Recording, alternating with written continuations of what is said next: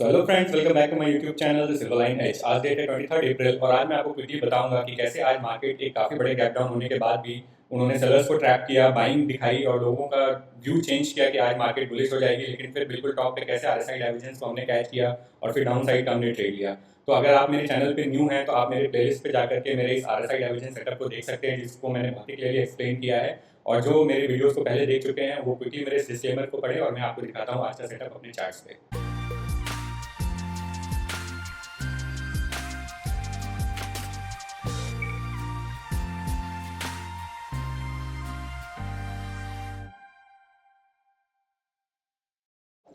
तो फ्रेंड्स, आप देख सकते हैं ये मैंने निफ्टी 50 का चार्ट लगाया हुआ है। ये आज 23 अप्रैल का चार्ट है। साथ में मैंने निफ्टी का कैंडलस्टिक पैटर्न और सेंसेक्स का भी चार्ट लगाया हुआ है।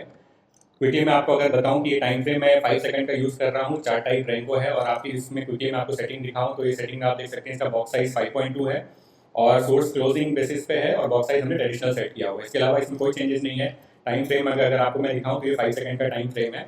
तो इसमें आप जैसे क्विकली देखेंगे कि मार्केट आज गैप काफ़ी अच्छा गैप डाउन ने दिया, 500 लगभग 500 पॉइंट का गैप डाउन हुआ। तो आप उससे पहले क्विकली मेरे कुछ लेवल्स मैंने पहले से मार्क किए हुए हैं, ये आप देख सकते हैं। ये अगर आप कैंडलस्टिक पैटर्न पे मैं बताऊं, ये जो 50% करेक्शन जोन जो आपको दिख रहा है, ये बेसिकली जो मार्केट टॉप से बिल्कुल गिरा है।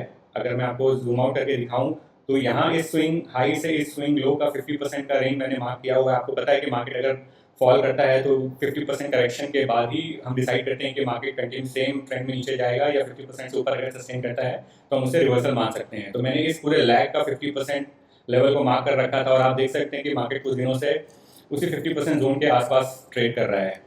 तो उसके हिसाब से बाकी मैंने आज का ये 15%, ये अगर आप ऑरेंज लाइन देखेंगे तो ये 15 मिनट का हाई एंड लो का रेंज है।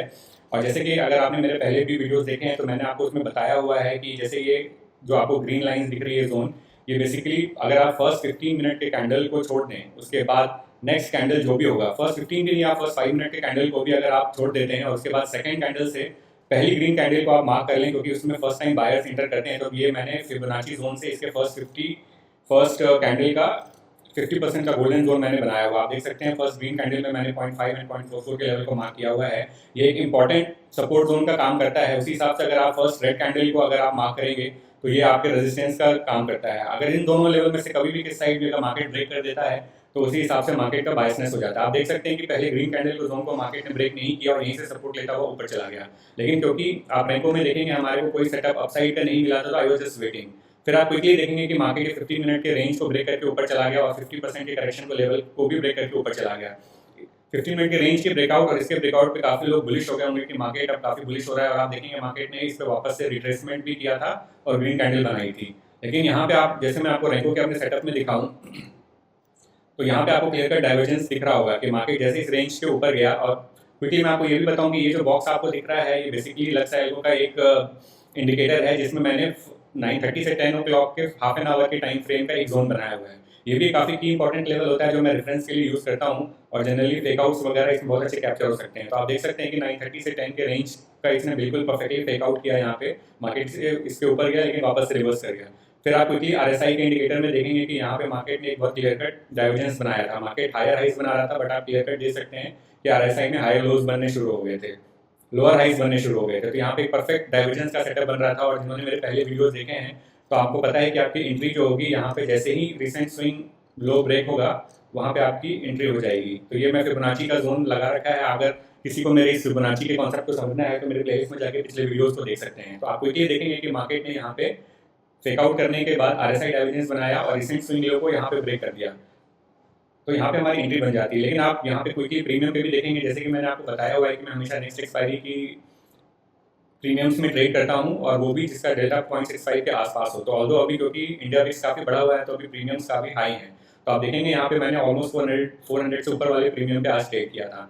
तो यहाँ पे भी आप परफेक्ट सेटअप देख सकते हैं कि यहाँ पे भी डाइवर्जेंस बना रहा था और हमारी एंट्री इस पॉइंट जैसे ही इस लेवल का ब्रेकआउट होगा, मैं अगर कर्सर का टाइमिंग देखूँ तो बिल्कुल मैच कर रहा है। यहाँ जो इसका लो था यही इसका इस प्रीमियम के चार्ट पे, पुट के चार्ट पे इसका हाई भी था। लेकिन आप क्योंकि यहाँ पे देखेंगे कि यहाँ पे ऑल्दो स्पॉट प्राइस पे तो ब्रेकआउट मिल गया था लेकिन प्रीमियम पे ब्रेकआउट नहीं मिला था। तो हमारी ऑल्दो एंट्री स्पॉट प्राइस के हिसाब से यहाँ पे हो जाती, लेकिन प्रीमियम पे एंट्री हमारी लेट हुई, इस पॉइंट पे हुई। तो जैसे ही प्रीमियम पे ब्रेकआउट आया मार्केट काफी देर कंसोलिडेट करता रहा और फाइनली उसने ब्रेकआउट दिया। तो आप देख सकते हैं कि मार्केट ने कितना अच्छा 1:2 से ऊपर का मूव दे दिया है। यहाँ पे मैंने अपनी क्वांटिटी को 1:1 पे ही बुक कर लिया था और अगर मैं इसको और होल्ड करता तो आज ये काफ़ी अच्छा मुझे दे देता, लेकिन मैं अपने रूल के हिसाब से 1:1 पे एग्जिट कर गया, क्योंकि 1:1 का टारगेट जो है वो 15 मिनट का जो हाई का रेंज था वहाँ पे ही आ रहा था। आप देखेंगे मार्केट में एक्जैक्टली यहाँ पे इस कैंडल पे टैप किया था इसे, और मेरा टारगेट 1:1 का इस कैंडल पे पूरा हो गया था, तो मैंने अपनी क्वांटिटी बुक कर दी। ऑल्दो मार्केट यहाँ से और काफ़ी अच्छा फॉल किया, बट आप देख सकते हैं कि मार्केट ऑल्दो कितना बुलिश हो रहा था, गैप डाउन होने के बाद भी मार्केट ने काफ़ी बायर्स को ट्रैप किया और उसके बाद ये काफ़ी अच्छा फॉल दे दिया। आप देख सकते हैं कि मार्केट बिल्कुल परफेक्टली हमारे 1:1 टारगेट को टैप करता हुआ 1:2 भी दे दिया है, और ये एक इंपॉर्टेंट जोन है, इसके आसपास वो अभी कंसोलिडेट कर रहा है। ऑल्दो आप देख सकते हैं कि फर्स्ट बायर कैंडल के भी 50% के रेंज को ये ब्रेक कर चुका है, तो अब ये जोन इनवैलिड हो जाएगा, तो अब आप इसे डिलीट कर सकते हैं। अब इस जोन की हमारे को ज़रूरत नहीं है, और अब बेसिकली मार्केट बेयरिश हो गया है, तो अब आपको इसके बाद कोई भी और एक अच्छा बेयरिश सेटअप मिल सकता है तो आप ले सकते हैं। सेम सेटअप आपका ये देखेंगे कि सेंसेक्स के चार्ट पे भी बना था, एक बहुत ही क्लियर का डाइवर्जेंस था, तो ये एक बिल्कुल परफेक्ट सेटअप था जिसका आप बहुत ही अच्छे से कॉन्फिडेंटली इस सेटअप को ले सकते थे, क्योंकि यहाँ पे आपको सेंसेक्स में भी डाइवर्जेंस शो किया था और इसने भी अपने 930 to 10 के रेंज का फेक आउट किया था, तो डबल कन्फर्मेशन आपको सेंसेक्स में मिला।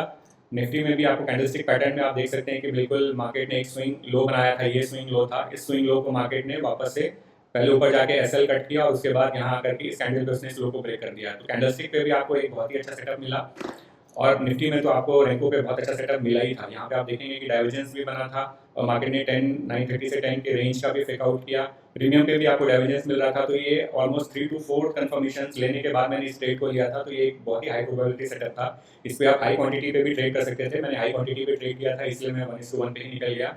तो आप देख सकते हैं कि मेरे इस रैंको बेस RSI डाइवर्जेंस को सेटअप को आप ट्रेड करके कितना परफेक्टली आप एक बहुत ही अच्छा ट्रेड आज कैप्चर कर सकते थे। तो फ्रेंड्स, आई होप आपको ये वीडियो पसंद आया होगा। अगर आपको मेरे इस रैंको बेस RSI डाइवर्जेंस सेटअप के कॉन्सेप्ट को समझना है तो आप मेरे यूट्यूब चैनल के प्लेलिस्ट में जाकर के वीडियोस देख सकते हैं। इसको मैंने इस वीडियो के लास्ट में भी टैग कर दिया है, आप उसमें जाकर के देख सकते हैं। मेरे इस वीडियो के डिस्क्रिप्शन में भी उसका लिंक मैंने शेयर किया है, जहाँ मैंने इस रैंको बेस RSI डाइवर्जेंस के पूरे कॉन्सेप्ट को बहुत ही डिटेल में एक्सप्लेन किया है, जो कि ऑलमोस्ट 1 आवर का एक वीडियो है, जिसमें मैंने सारे रूल्स एंड रेगुलेशंस बताए हैं कि इस रैंको के बॉक्स साइज को हमने कैसे कैलकुलेट किया और हम 5 सेकंड के टाइम फ्रेम को क्यों यूज़ कर रहे हैं, और रैंको में क्लोजिंग बेसिस के बॉक्स साइज को हम क्यों कंसिडर कर रहे हैं, ये सारी चीज़ें, और इसके क्या रूल्स हैं, कब आपको ट्रेड लेना है, कब नहीं लेना है, ये सारी चीज़ें मैंने उस वीडियो में बहुत ही डिटेल में एक्सप्लेन की हुई है। अगर आपको वो सारे कॉन्सेप्ट को समझना है तो आप मेरे इस चैनल पे जाके उस वीडियो को देख सकते हैं। एंड अगर आपको मेरे इस चैनल पे कंटेंट्स पसंद आ रहे हैं, स्पेशली आप रैंको से रिलेटेड और भी चीज़ें समझना चाहते हैं और मेरे इस कॉन्सेप्ट को समझना चाहते हैं, तो आप मेरे चैनल को लाइक एंड सब्सक्राइब जरूर करें। Thank you and have a happy trading.